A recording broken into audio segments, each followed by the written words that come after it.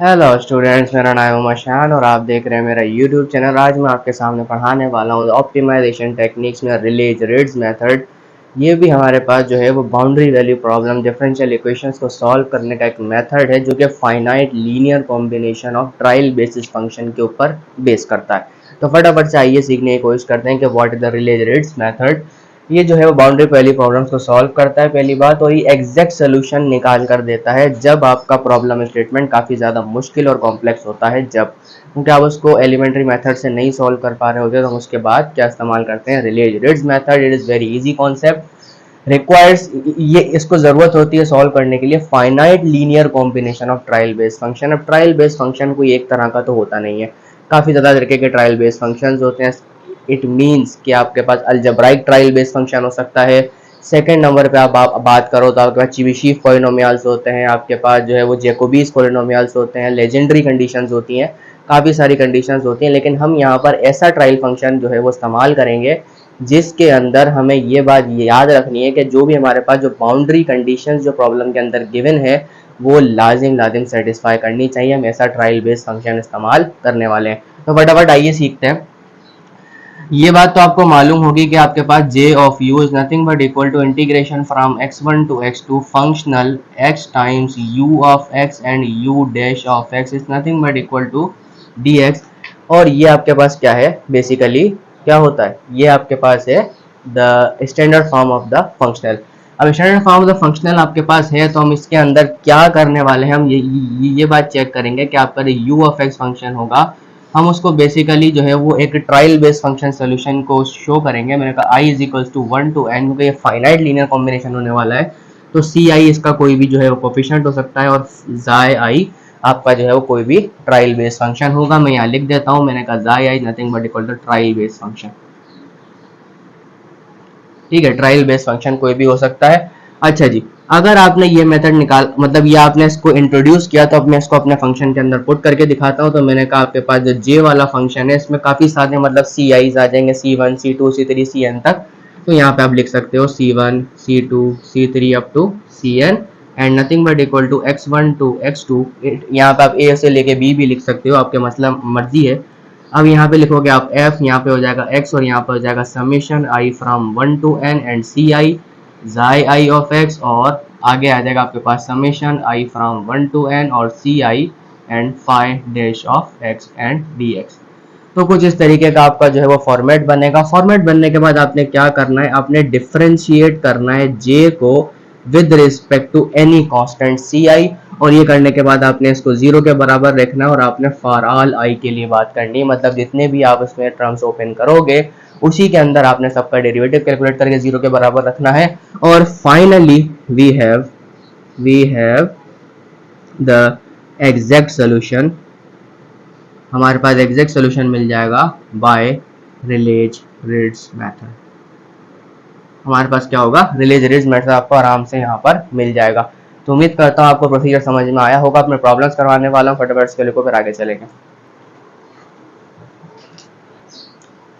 चलो स्टूडेंट्स बढ़ते हैं एग्जाम्पल की तरफ। तो आपके पास एग्जाम्पल आपको नजर आ रही है क्या कह रहा है, फंक्शनल है 0 to 1 जिसमें differentiate with respect to u with respect to x u function is whole square plus u square dx, और बाउंड्री कंडीशन आपके पास गिवन है u of 0 equal to 0 and u of 1 equal to 0, और आपको एक ऐसा trial based function assume करना है जो कि इसको सेटिस्फाई करे। तो मान के चलता हूँ, मैंने बोला मेरा जो u ऑफ x है मैं इसको ट्रायल फंक्शन मानता हूँ। मैंने कहा a एक कोई भी कोफिशिएंट लेते हैं, मैंने कहा x इंटू 1 माइनस एक्स। अब आप यहाँ पे देख सकते हो, अब यहाँ पे 0 रखो जब भी ये 0 हो जाएगा, 1 रखो जब भी ये 0 हो जाएगा। It means it satisfied the boundary conditions. तो आप यहाँ पर आपके पास कोई कैद नहीं है, आपने ऐसा फंक्शन लेना है कोई भी trial based function according to the question, क्योंकि क्वेश्चन आपको बताएगा कि आपने पॉलिनोमियल लेना है, आपने ट्रिग्नोमेट्रिक लेना है, कि आपने चेबीशेव लेना है, कुछ भी लेना है ये आपको बताएगा, साफ नजर आ रहा होगा। ठीक है, तो ये मैंने ट्रायल बेस्ड फंक्शन ले लिया। अब जो है बस यहाँ पे क्या लिखा हुआ है du बाई डी एक्स, उसको डिफरेंशिएट करूंगा। मैंने कहा du divided by d x nothing but equal to कितना आएगा बेटे, ये हो जाएगा x, ये इतना हो जाएगा a, ये हो जाएगा x वन जा x, और इतना हो जाएगा x square. It means 1 minus 2x आ जाएगा। ठीक है, डिफरेंशिएट कर लिया। उठाकर इसको यहाँ रख देता हूँ। मैंने कहा j ऑफ a, क्योंकि ये a बेस्ड फंक्शन हो गया, इंटीग्रेशन फ्रॉम 0 to 1 अब मैं यहाँ पर इसको उठाकर रखूंगा तो कितना हो जाएगा, ये D you by d x, it means A times 1 minus 2x का होल स्क्वायर, यहाँ पे भी स्क्वायर आ जाएगा, एंड अगेन पॉजिटिव में you square it means A square x square into 1 minus x का होल स्क्वायर, और कितना आ जाएगा, डी एक्स आ जाएगा। अब आपने कुछ नहीं करना, इसकी इंटीग्रेशन करनी है आसान तरीके से। इंटीग्रेशन करना बहुत ही ज़्यादा आसान होता है अगर आपको आता है तो। मैंने integration from 0 to 1 A square को यहाँ से कॉमन ले लेते हैं, चाहो तो दोनों जगह से कॉमन ले सकते हो, जैसे कि आपको बताऊं। मैंने कहा ए स्क्वायर यहाँ से कॉमन आ जाएगा, अंदर क्या बचेगा, integration from 0 to 1 minus 2x का whole square dx, and positive integration from 0 to 1 कितना आ जाएगा, एक्स स्क्वायर 1 माइनस एक्स का होल स्क्वायर, और यहाँ पे कितना आ जाएगा, dx आ जाएगा। तो आपने बस इन दो फंक्शंस को क्या करना है, इंटीग्रेट करना है विद रिस्पेक्ट टू 0 to 1। तो जब आप जो है वो जे ए करोगे मतलब ए का स्क्वायर आ जाएगा, और यहाँ पे आपके पास जब वैल्यू पुट करोगे तो इसकी इंटीग्रेशन करने के लिए आप चाहो तो फार्मूलाज ओपन करो, चाहो तो फार्मूलाज ओपन नहीं करते तो डायरेक्टली कर लो। मैं फार्मूला ओपन करके करवाता हूँ ताकि आपको आसान लगे। मैंने कहा देखो A square minus 2ab, it means 4x plus 4x का स्क्वायर, और यहाँ पे आ जाएगा इंटीग्रेशन फ्रॉम 0 to 1, ये हो जाएगा आपके पास dx, and positive integration from 0 to 1 कितना हो जाएगा बेटा, एक्स स्क्वायर है, और एक्स स्क्वायर के साथ जब मैं मल्टीप्लाई करूंगा किस किस को, A square minus 2ab and plus का कितना हो जाएगा, बी स्क्वायर होने के बाद क्या होगा भाई, dx हो जाएगा। अब मैं इसको इसके अंदर मल्टीप्लाई करता हूँ तो कितना हो जाएगा, एक्स स्क्वायर माइनस 2x का क्यूब एंड x की पावर 4। तो मैं इसको उठा के यहाँ रख देता हूँ ताकि मेरी जगह बच जाए। मैंने कहा एक्स स्क्वायर माइनस 2x का क्यूब एंड प्लस x की power 4 with respect to dx। तो ये आपके पास जो है वो इंटीग्रेंड जो है वो क्या हो गया, सिंप्लीफाइड फॉर्म में आपके पास आपको नजर आ रहा है। अब इसको फटाफट से इंटीग्रेट कर दो, लिमिट्स पुट करने पे जो आंसर आएगा उसको हम देखेंगे। मैंने कहा देखो जे ऑफ ए, जब आपने इसको इंटीग्रेट किया, ए स्क्वायर आपने पहले कॉमन ले लिया तो इसकी इंटीग्रेशन आपके पास आएगी x, और इसकी आ जाएगी आपके पास 4x स्क्वायर बाई 2, एंड इसकी आ जाएगी आपके पास 4x क्यूब बाई 3। इसके अंदर आप लिमिट पुट करोगे 0 से लेके 1, और ये आप आसानी से पुट कर सकते हो by the fundamental theorem of calculus. Plus करेंगे यहाँ पे कितना आ जाएगा बेटा, एक्स क्यूब बाई 3 आ जाएगा, एंड क्या कहते हैं यहाँ पे हम करेंगे माइनस, और ये कितना आ जाएगा आपके पास 2x की power 4 by 4 and plus x की पावर 5 बाई 5 आ जाएगी, और यहाँ से जो है वो 0 to 1 कैलकुलेट कर लेंगे। ठीक है, कोई इशू नहीं आ रहा अब तक। तो मैंने क्या करा, मतलब इस पे अगर मैं 1 पुट करता हूँ तो आपके पास जो है वो, मैं यहाँ पे जब आपका रिजल्ट लिखूंगा, मैंने कहा ए स्क्वायर यहाँ पे आपके पास आ जाएगा 1/3, ये आपके पास आएगा 1/3 जब आप इसमें वैल्यू पुट करोगे, और जब यहाँ पुट करोगे आपका रिजल्ट आएगा 1/30। 1/30 आ गया तो आप जब इसका एलसीएम लोगे तो आपके पास यहाँ पर रिजल्ट आ जाएगा बेटा 11/30 इंटू ए स्क्वायर। और मैंने क्या बताया था, जब आपके पास ये निकल कर आ जाए तो आपने डिफ्रेंशिएट करना है। कैसे करके, मैंने कहा डिफ्रेंशिएट करेंगे जे ऑफ ए को with respect to a, differentiate कर देंगे क्योंकि आपके पास एक ही वेरिएबल ए है। तो यहाँ पे कितना आएगा बेटा 2a, और इंटू कितना आएगा 11/30 और equal to 0। It means your function is nothing but equal to 0। तो a इक्वल टू कितना आया, 0 आया। जब a की वैल्यू 0 आ गई तो इट मीन जब आप a की वैल्यू यहाँ उठाकर रखोगे तो आपके पास जो u ऑफ x है वो nothing but equal to 0 into x and 1 minus x. तो सिंपल सी बात है, आपका जो बेस फंक्शन मतलब जो आपका एग्जैक्ट सोल्यूशन है वो कितना आया, 0 के बराबर आ गया। इतनी मेहनत करने के बाद भी 0 मिला, ये तो अच्छी बात नहीं है, लेकिन सोल्यूशन यही आएगा। तो फटाफट से उम्मीद करता हूँ समझ में आ गया होगा, लिख लिया होगा। फिर मैं आगे चलता हूँ, एक अच्छा सा प्रॉब्लम करके चेक करेंगे ताकि आपको समझ में आ जाए। तो लिखो इसको, आगे बढ़ते हैं। चलो स्टूडेंट्स, बढ़ते हैं आपके पास एक और प्रॉब्लम की तरफ। थोड़ा सा दिखने में मुश्किल सा प्रॉब्लम है but it is very easy. Integration from 0 to L E of E I, ये मैंने एक एप्लीकेशन प्रॉब्लम से क्वेश्चन उठाया है, आपको सिर्फ सॉल्व करना आना चाहिए। E i q are constants है, इसका कोई लेना देना नहीं, और u of 0 equal to 0 and u of l is equal to 0 it's called the boundary condition. फटाफट आइए सॉल्व करते हैं स्पीड से। तो फटाफट से हम ये क्या करेंगे, सबसे पहले आपका u ऑफ x जो होगा, सबसे पहले क्या मानेंगे, ट्रायल बेस्ड फंक्शन। अब ट्रायल बेस्ड फंक्शन यहाँ पे मैं आपके सामने लेता हूँ a1 ले लो या a ले लो, इट्स अप टू यू। मैंने कहा साइन पाई x अपॉन l, ठीक है, मैंने जो है वो एक फंक्शन ले लिया। अब यहाँ पे जब मैंने फंक्शन लिया तो क्या ये मेरी बाउंड्री कंडीशन सेटिस्फाई करता है। मैंने कहा देखो u x की जगह 0 रखूंगा, जब भी 0 हो जाएगा। l रखूंगा तो l कैंसिल होगा, साइन पाई भी 0 होता है, तो it means it satisfies the condition.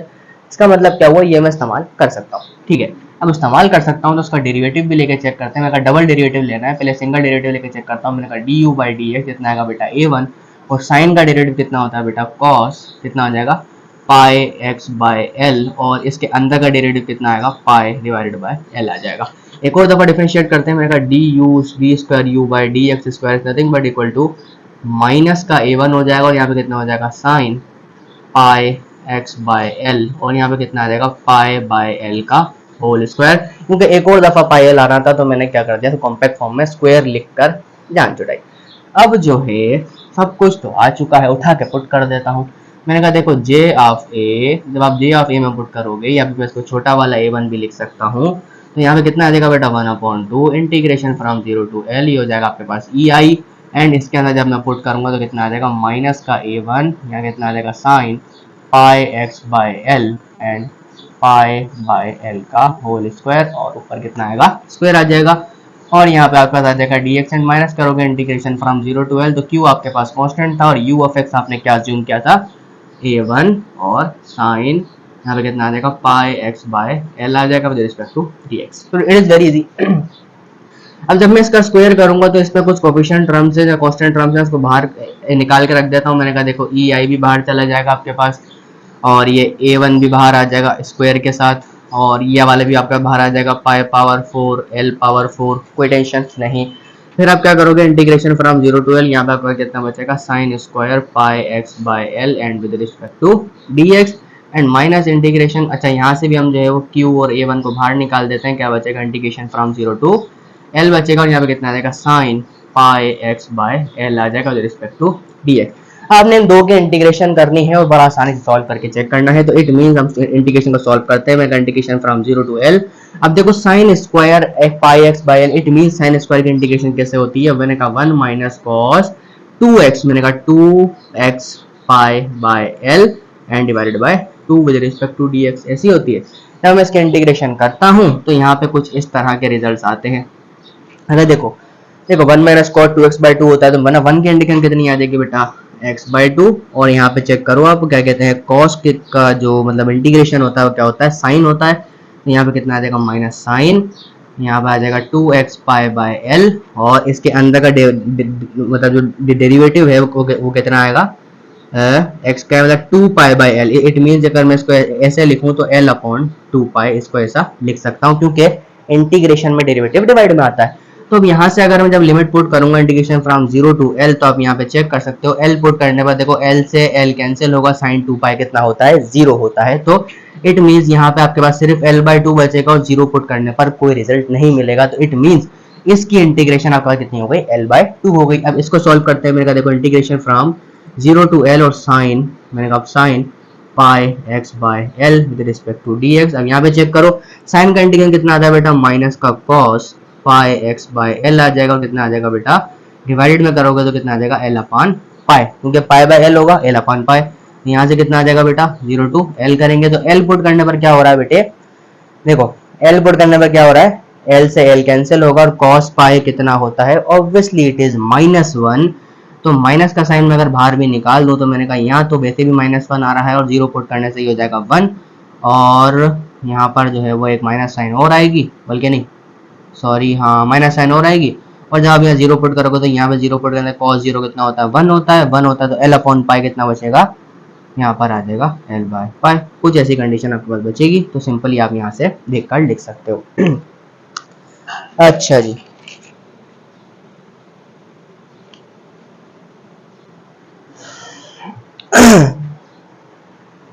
तो इसको हम आगे बढ़ाते हैं।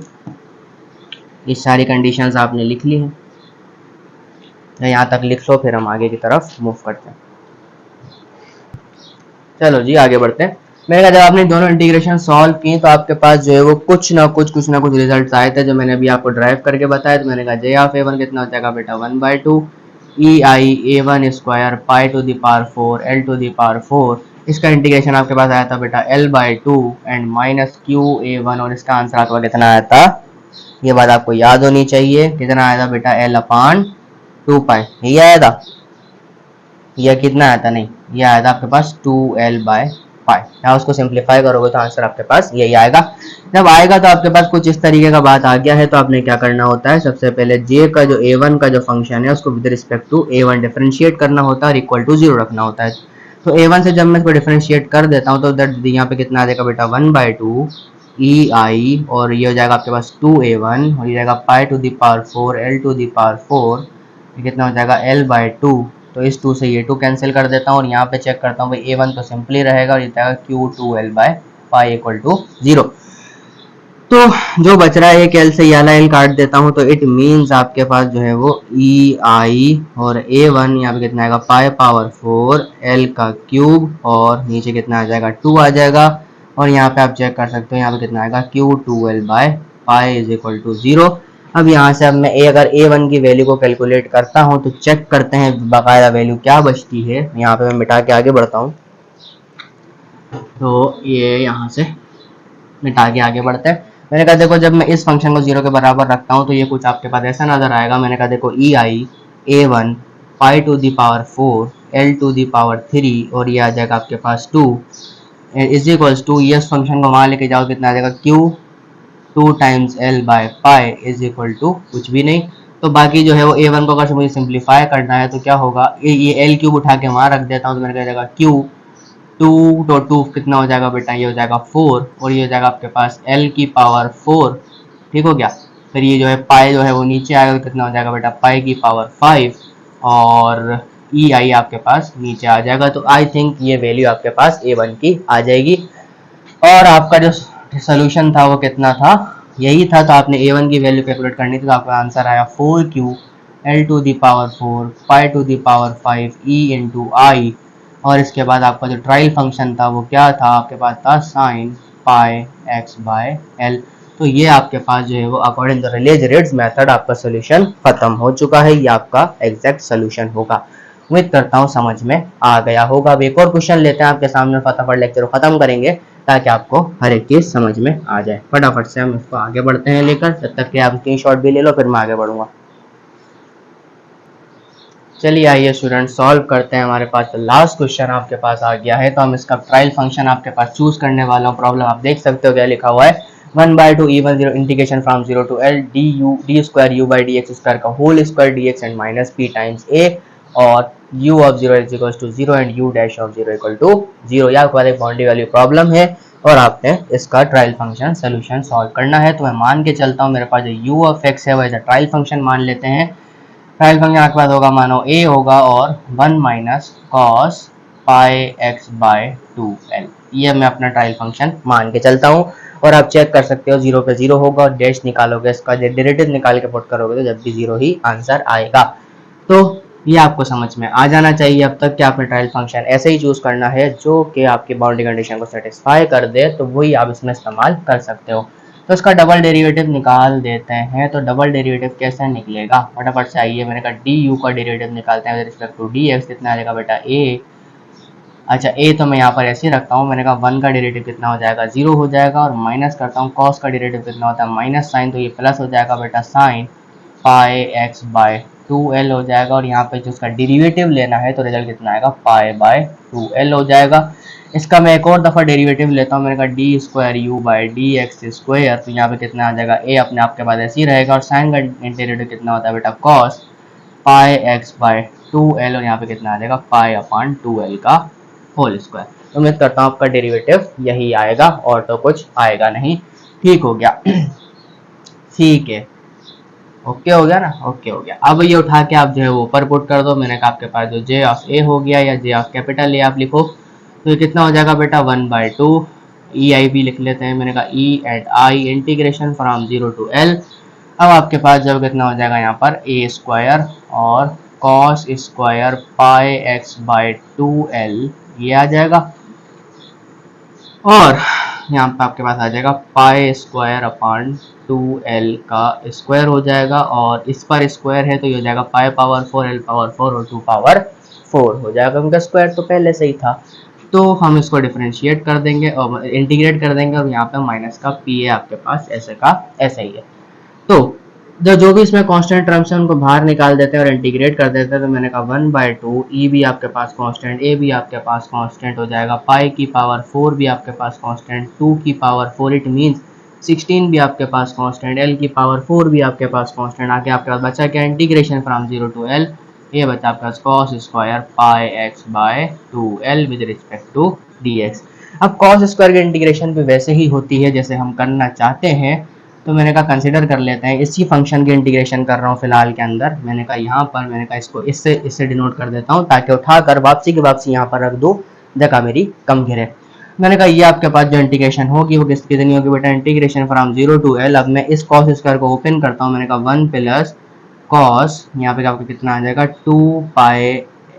2x पाए अपॉन 2L हो जाएगा, क्योंकि पाई x बाई 2L था। तो हम क्या करते हैं 2x लिखते हैं तो 2 से मल्टीप्लाई करेंगे और आंसर में यहाँ डिवाइड में कितना आ जाएगा 2 आ जाएगा विद रिस्पेक्ट टू dx। अब इसको सॉल्व करना बड़ा ही आसान हो गया। अब क्या होगा बेटा, इंटीग्रेशन फ्रॉम 0 to L, बल्कि मैं इंटीग्रेशन डायरेक्टली भी कर सकता हूँ। तो मैंने कहा 1/2 यहाँ पर कितना आ जाएगा x आ जाएगा, और पॉजिटिव और cos का आपके पास इंटीग्रेशन पॉजिटिव साइन होता है, तो मैंने कहा साइन आ जाएगा, कितना आ जाएगा आपके पास 2 से 2 कैंसिल वैसे ही हो चुका है, और पाई x बाय L बचेगा। और इस पाई x बाय एल की जो डेरिवेशन और डिफरेंशिएशन होगी वो L बाय पाई होगी। तो यहाँ से मैं अगर 0 to L पुट कर दूँ तो कोई फर्क नहीं पड़ना। जब मैं यहाँ पर L पुट करूंगा तो रिजल्ट जब भी 0 आएगा, 0 पुट करूंगा रिजल्ट जब भी 0 आएगा, तो यहाँ पे भी सिंपल सी बात है, इसका रिजल्ट आएगा L/2। इसको उठा के मैं यहाँ पुट कर देता हूँ। मैंने कहा आपके पास देखो J ऑफ A कितना आया 1/2, आपके पास कितना आया बेटा EI A का square pi to the power 4 into 16 को 2 से मल्टीप्लाई कर देते हैं तो ये और आसानी जाएगी, 32 हो जाएगा हमारे पास, और ये कितना हो जाएगा L टू दी पावर 4। इसका आंसर आपका कितना है बेटा L/2, और आपका कितना बचा माइनस का PA। जब ये आपके पास ऐसा फंक्शन आ जाए तो आपने क्या करना होता है बेटा, इस J वाले फंक्शन को जो भी आपके पास फंक्शनल दे रखा है उसको डिफरेंशिएट कर देते हैं विद रिस्पेक्ट टू A या एनी कांस्टेंट जो भी आपने लिया हो। तो सिर्फ और सिर्फ क्या हो रहा है, ये P बच रहा है और यहाँ पे सिर्फ जो है वो 2A हो जाएगा। तो यहाँ पे आप देख सकते हो कितना हो जाएगा 2A EI, और ये A अपने पास ऐसे ही रहेगा, पाई की पावर 4, L अपनी जगह रहेगा, देखो 32 अपनी जगह रहेगा, L की पावर 4 अपनी जगह रहेगी, और आई थिंक ये वाला 2 मैंने यहाँ पर लिख देना है, और यहाँ पे आपका सिर्फ क्या बचेगा P, और इधर कितना आएगा 0। अब मुझे इसमें से A की वैल्यू निकालनी है, जो सिंप्लीफाई हो रहा है कर लेता हूँ। मैंने कहा L से यहाँ पर कैंसिल कर देते हैं, यहाँ बचेगा आपके पास L का क्यूब, 2 से 2 कैंसिल कर देता हूँ, आपके पास जो रिजल्ट आएगी मैं यहाँ पर लिख देता हूँ कि आपके पास A का रिजल्ट कितना आएगा। P को सबसे पहले वहां भेज देते हैं, बकाया जो भी होगा यहाँ मल्टीप्लीकेशन होगी, तो ऊपर मेरे ख्याल से जाएगा 32P L का क्यूब, और डिवाइड में आ जाओ तो ये कितना बचेगा आपके पास। अच्छा यहाँ पर जो है वो कितना था 2A, मैंने यहाँ पर एक A एक्स्ट्रा लिख दिया है, ठीक हो गया। तो आपके पास A की वैल्यू यहाँ से बन जाएगी EI, तो EI को आप नीचे लेके आ जाओ, और यहाँ के आपके पास क्या बचेगा पाई टू दी पावर 4, और चेक कर लो कोई चीज बची तो नहीं है। ए भी EI भी उतर गया, पाई पावर 4 भी उतर गया, P वहां चला गया, और 32 ऊपर चला गया, L क्यूब ऐसा आ गया, सब कुछ सेट है। तो मतलब आपके पास A की वैल्यू ये आ गई। जब A की वैल्यू ये आ गई है तो मैं इसका जो एग्जैक्ट सोल्यूशन है वो यहाँ पर लिख देता हूँ। मैंने कहा A की वैल्यू को लिखता हूँ 32, हो जाएगा P L की पावर 3 EI एंड पाई की पावर 4 और 1 minus cos pi x by 2L। तो this is my exact solution by the Rayleigh's method. उम्मीद करता हूँ हर एक चीज समझ में अच्छी तरीके से आ गई होगी। तब तक के लिए अल्लाह हाफिज़, मिलता हूँ आपके साथ नेक्स्ट लेक्चर में। अगर लेक्चर पसंद आया तो लाइक करो, सब्सक्राइब करो, शेयर करो, ताकि आपके दोस्तों को, फ्रेंड्स को, और हो सकता है टीचर्स को भी फायदा हो जाए। तब तक अल्लाह हाफिज़, बाय बाय।